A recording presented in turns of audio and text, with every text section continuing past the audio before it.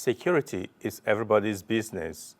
You, as a law-abiding citizen, must do anything, everything legally possible to ensure that there is security in your environment, because that security you provide to yourself is that which is more guaranteed.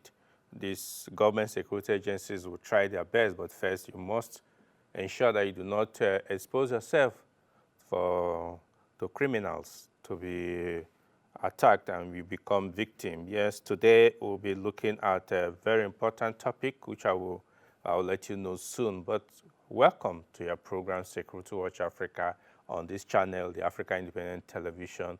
My name still remains Patrick Abambo. Today we have a very knowledgeable guest who will be joining us via Zoom, talking about Dr. Khalil Adamu, who is security risk management expert. He was with us 2 weeks ago. He couldn't make it last week because he had another engagement. This week, we'll be looking at a topic titled, How Bad is the Current Nigerian Security Situation? How bad? We brought him because I'm very sure that he knows and he has the result. And we'll be looking at how bad it is and what can be done. But before we go to him, let's just take this short report from the Nigerian Army put together by Elizabeth Tanko.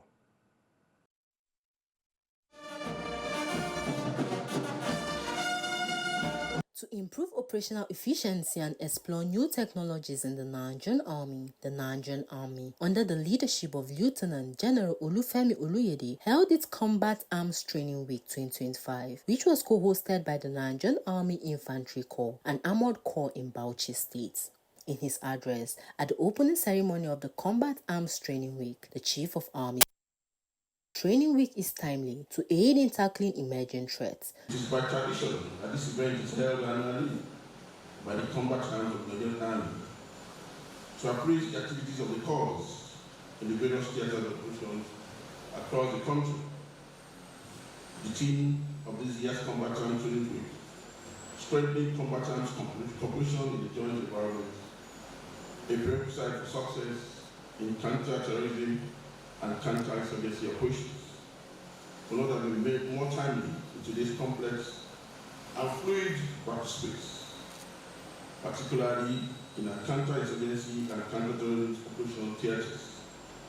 Success hinges upon the ability of combat arms to harness their strengths in cohesion, which is complemented by the varied support of other corps, leading to a well-articulated orchestration of fighting potential. In essence, no single arm can win the fight alone, and operational success begins with a seamless integration and collaboration between the combatants. This lays the foundation for operational concepts and provides aid needed to address operational challenges as well as achieve the desired instincts. General Oluyede charged participants to go beyond the training to prefer ways to enhance operational effectiveness. As projected in the future, optimism rather, our key priority is to enhance the capacity of our troops. This will be done by infusing the necessary capabilities into our training schedules to better prepare troops to adapt to fluid situations and place us in a more favorable position to neutralize or defeat external threats to our national security. I urge all participants, particularly the junior commanders, to contribute positively so as to get the best out of the training week. The Chief of Army Staff expressed appreciation to President Tinubu for his support. This opportunity, as always, to once again thank and appreciate the President, Commander-in-Chief of the Armed Forces of the Federal Republic of Nigeria, President Bola Ahmed Tinubu, Grand Commander of the Order of the Federal Republic, for his strategic guidance, continuous support and encouragement to the Nigerian Army. His timely interventions have been instrumental to the successes we have so far achieved as an army. In his goodwill message, the special guest, the Executive Governor of Bauchi State, Senator Bala Mohammed, who was represented by the Deputy Governor of the state, Honorable Mohammed Awal Jato, thanked the Nigerian Army and its leadership for making. Here in Bauchi, we have been direct beneficiaries of the Nigerian Army's courage diligence, and commitment. The collaborative synergy between the Nigerian Army and other security agencies has remarkably enhanced security architecture of our state, making Bauchi one of the most peaceful in the Federation today. Earlier in his welcome speech, the Commander Armored Corps, Nigerian Army, Major General Obinna Ajonwa, disclosed the Combat Arms Training Week is an avenue to assess the ongoing operations in the Nigerian Army. The club event serves as a forum for discussing pertinent issues affecting combat arms operations, as well as other issues affecting the Nigerian Army at large. On behalf of officers and soldiers of the Nigerian Army Armored Corps, I want to thank the staff for the privilege of the Corps to host the Combat Arms Training Week 2025, being the first Combat Arms Training Week since his assumption of office as the 24th Chief of Army Staff of the Nigerian Army. Elizabeth Fango, reporting for Security Watch Africa. Welcome back. Yes, his training is the most essential part of the factor if we must achieve success. And the Nigerian Army, and indeed the Nigerian military, takes training very seriously. Yes, let's go to our topic for today. Like I did say, how bad is the current Nigerian security situation? Our guest is Dr. Kabil Adamu, Security Risk Management Expert. It's a pleasure to have you, sir. The pleasure is mine. Good afternoon. Okay. The simple question. So it seems, but it's quite loaded. Let me ask you, how bad really is the current state of security in Nigeria? It is bad to the extent that it cost Mr. President. Immediately he came back from his working leave in Paris and then the UK to hold a meeting with some of his security chiefs. And the briefing we got from that meeting by the National Security Advisor is that the president directed them, using the phrase, enough is enough. And he has directed them to review their strategy. He has directed them to engage further with the subnationals, in particular the governors, and to ensure that they tame this monster of insecurity. It is bad to the extent that when the president visited Katsina, in fact, he's still in Katsina, he had a briefing when he visited some of the military formations, and he highlighted components of his renewed hope agenda and how he intends to use that to manage the current security challenges. In terms of fatalities, from our database, as you know, I run a company called Beacon Security and Intelligence Limited. From that database, we know that more than 3,000 persons have been killed from January to March. And between April, just the month of April, over 1,000 persons too have been killed. So we're looking at about 4,500 people being killed in just 4 months in Nigeria. And we're looking at almost 3,000 persons being abducted in just 4 months in Nigeria. So extremely worrisome, but this directive by Mr. President has given us a ray of hope. We are also quite delighted, and I'm riding on the presentation by your reporter earlier on regarding the statement by the Chief of Army Staff. I'm delighted with the work that the military is doing. They are doing an amazing job. So far, we know that they have killed, an increasing number of commanders of several threat elements, including terrorists, including bandits, and name them. We also know that they have destroyed their supply chain. But the challenge, as you know, is that this is not just about the military. Exactly. It should be an all of government and an all of society approach. So in spite of this effort by the military, for some reasons, we are not seeing commensurate effort by the other organizations. Maybe in the course of our conversation, exactly. We can look at. Yeah, because I was going to come to that. It's beautiful that the commander-in-chief has said enough is enough, and is giving charge to the service chiefs. But just like you just pointed out, is that the end of the solution? Is that the end, or is that the main solution? Because some say that it seems to be very hydro-headed the whole problems of security, and some are bringing so many suggestions on how to take care of it. That is why, and all these are looking toward all military actions, military actions. Yes, you are talking about other areas, whole of society approach. Why is it lacking? Why is it that we don't have whole of society approach in Nigeria? I think it's the approach to our national security strategy. We have not, sold it to the people. In the first place, when it was developed, it wasn't a bottom-up approach. We did not engage with the people to develop that policy. The policy was developed, and instead of, selling it to the people, even in spite of that error, we still did not sell it to the people. And if anyone is doubting what I'm saying, go to a market near you and ask a person selling pepper in the market if today she sees any commander of the terrorist groups, even if it's a Bello Turiji that we've been trying to kill for how many months now. Let's say she sees him. Does she have the number that she can call to inform any of the security agencies that this is Bello Turiji? Does she know what to do? So this is, I think, what is lacking. We have not carried the people along in terms of their support for our national security strategy. And I think this is the principal responsibility of the coordinators of our national security strategy. They should have been the one who would have sold this document to starting with the governors, make sure the governors understand and appreciate its requirements. And then, of course, together with the governors, sell it to the other stakeholders, starting from the media, because as you know, the media plays a huge role in strategic communication and other aspects of psychological ops in warfare.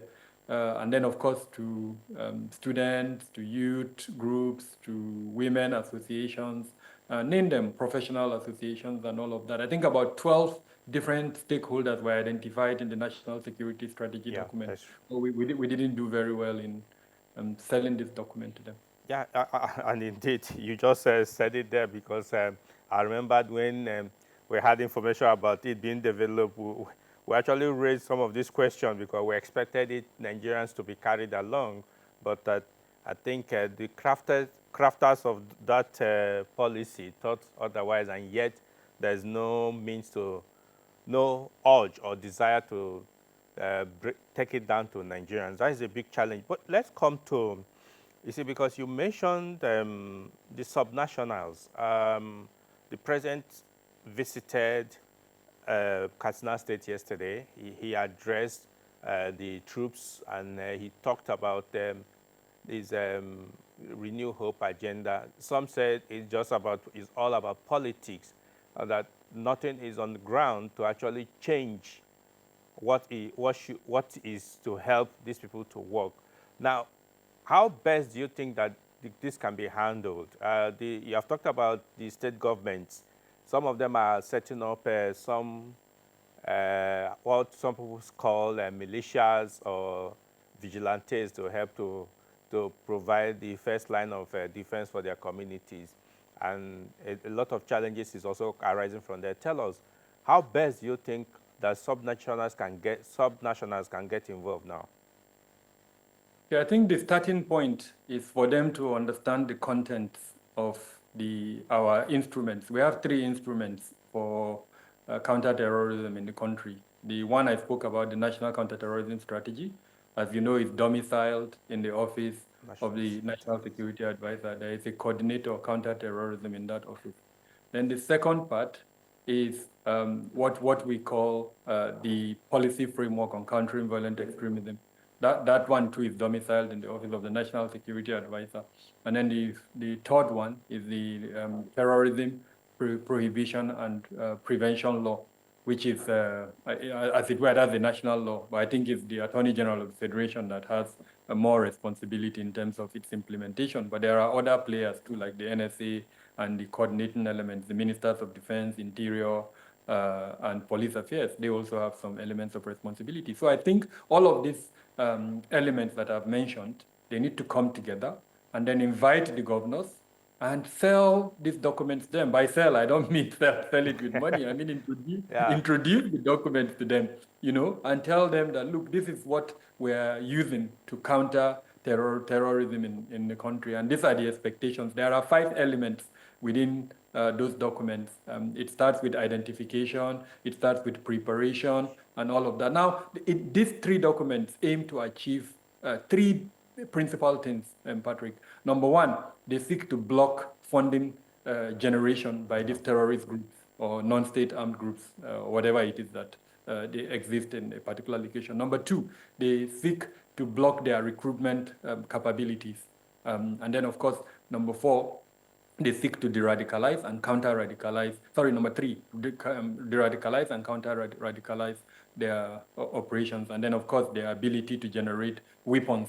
So if we're able to do these 3 or 4 things, we would end these groups. Because even if, like I said earlier on, the military is killing them, and we must commend the work of the military in the work they're doing in killing the commanders, in destroying their supply bases. But because we're not doing these other components, they're still able to generate funding, still able to get weaponry, they're still able to, radicalize more people and so recruit new members and all of that. So this is what these 3 documents, and you agree with me that these bad guys don't exist at the federal level. They exist at the subnational level. That's true. So in direct response to your question, the role of implementation of these instruments that we have is principally won by the governors. If they don't provide employment for the youth, almost about 70% of youth now are unemployed. If they do not provide skill sets and capital, do not improve on education and things like that, then we'll continue to have this pool from which the bad guys will continue to recruit. So it's principally their responsibility really to address the root causes of insecurity. Thank you, sir. Yes, let's take this because there are some proponents who are advising government to go back to the use of PMCs, the private military contractors or companies, as they are called. I don't know. What is your take to this? Is it something that you think is what we need? So I will start from, let's be clear about what we mean by private military contractors, because the average policy maker or state government official, when he talks PMCs, is thinking of international private military contractors. Very rarely do they remember that the private security sector, the industrial security sector in Nigeria is huge.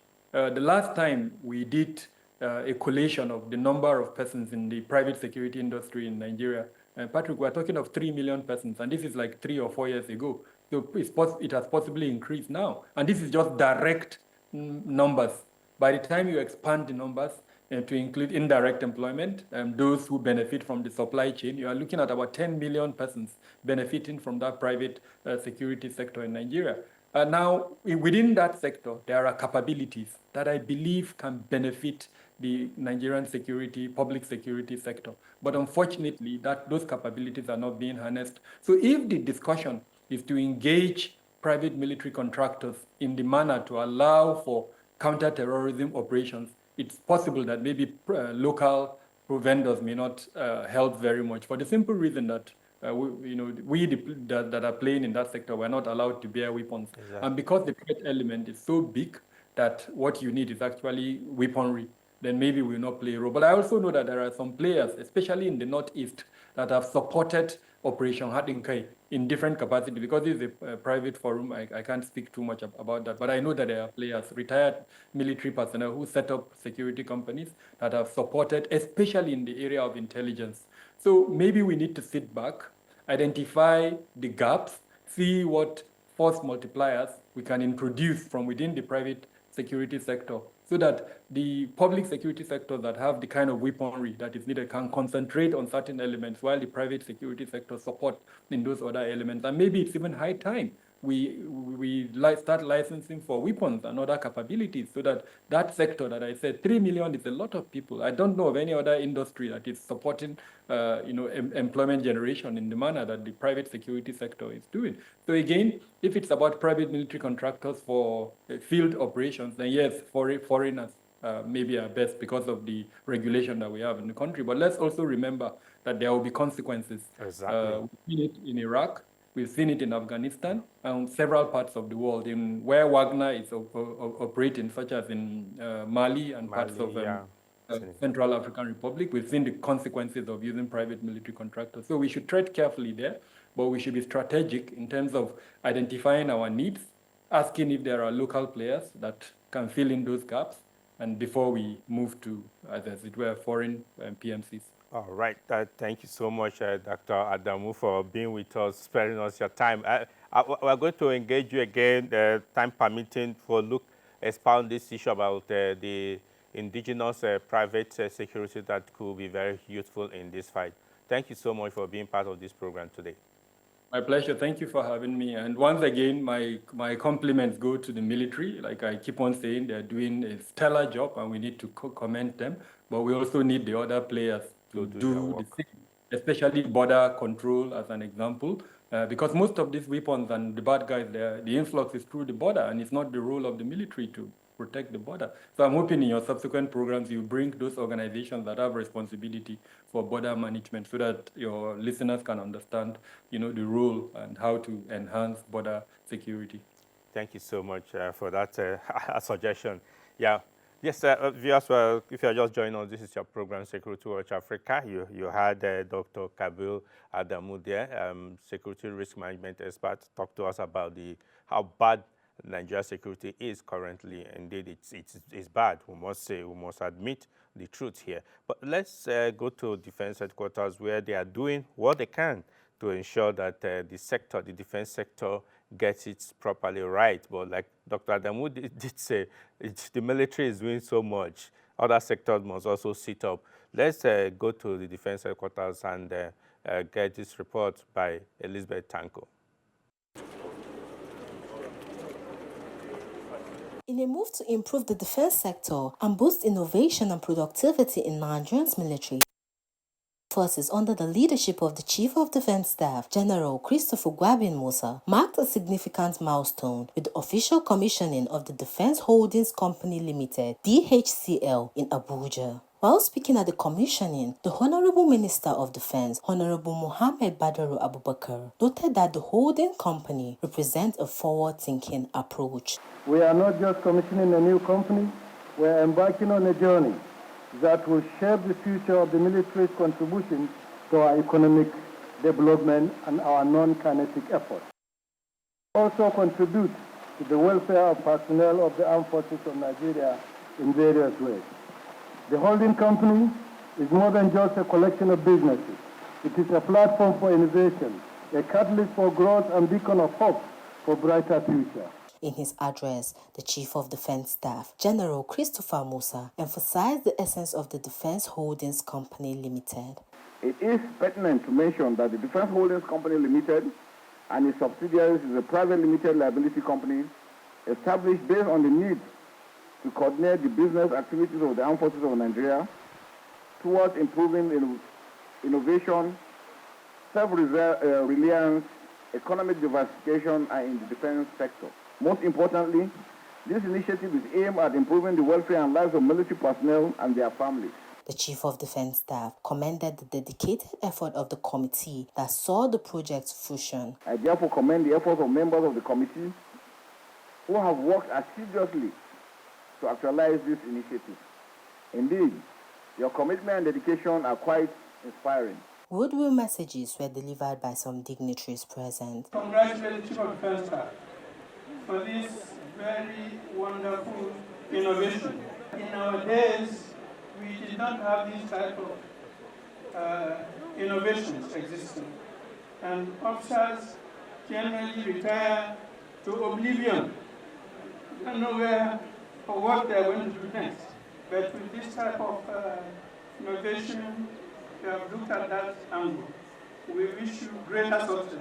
I congratulate the Chief of Defense Staff, the Honorable Minister of Defense, everyone for this very gigantic leap, and I do hope that this will in no way, in no small means, continue to contribute towards the upliftment of the morale of the armed forces of Nigeria so that they can defend us at our hours of need. The National Assembly membership is completely in tune with the idea of getting all the security challenges we have today out of this country.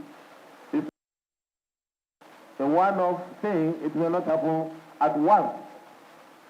But no matter how long it will take, we will continue to be that long in partnership with the executive arm of government, with you, the military, to ensure that Nigeria is safe. The high point of the event was the unveiling of the logos and commissioning of the Defense Holdings Company Limited. Company by the grace of God. Thank you.